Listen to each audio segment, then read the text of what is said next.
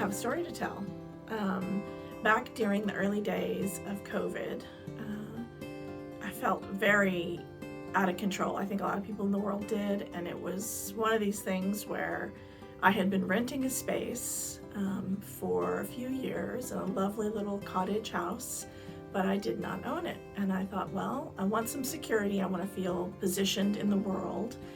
And I started shopping around, looking for a space. And I came across this jewel box of a place that was a Pilates studio and a home to this couple that had been there for about 15 years. She was a painter and painted in the Duck building out back, that we call it the Duck building now, is a storage building. And he ran his Pilates studio, and they lived here. And I would say it's probably about 1,100 square feet. I found out it had been built in 1901, which was a long time ago. And it was outside the city, on the perimeter. And it was a house that had been in the center of a pecan orchard. And it didn't make it to the city books until the 1920s. I think it was 1922, actually. And the story of the house became really interesting to me because I'm really interested in historic properties. I like old houses, and it was a great little house. So I snapped it up and began working on it.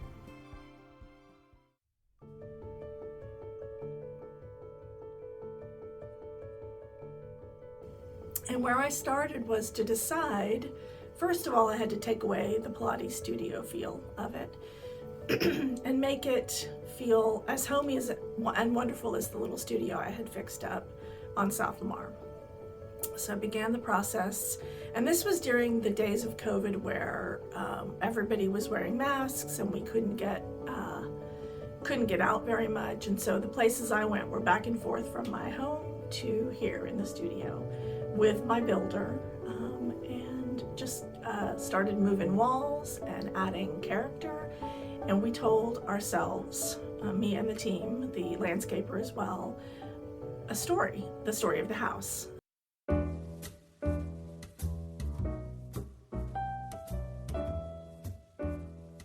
And we decided that this house, we knew it was built in 1901. We knew it had been put on the books, the city of Austin, in the 20s. And I love 1920s design, and so we leaned into that, and all of the light fixtures in the house are vintage 1920s, except for one little beauty in the powder room. But we decided that we would tell ourselves the story of the family that had lived here. And so this particular family, they were a humble family. It's not a big house. Austin was not a fancy city back in the day.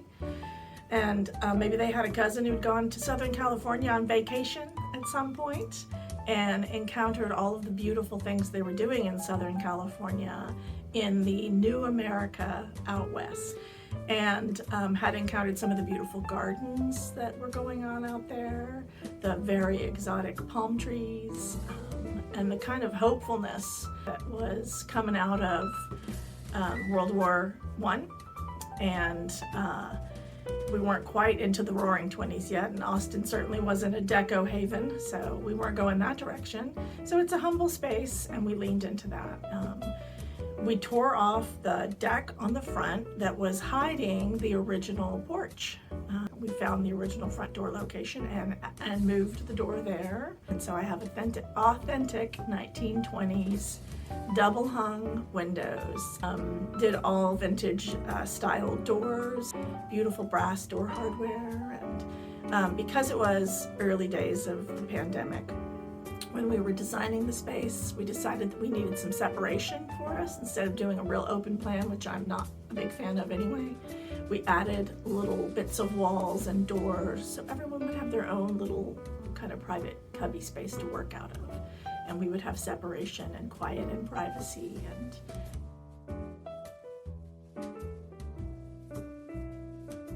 I think the thing I enjoyed the most was telling myself that story of the family that lived here.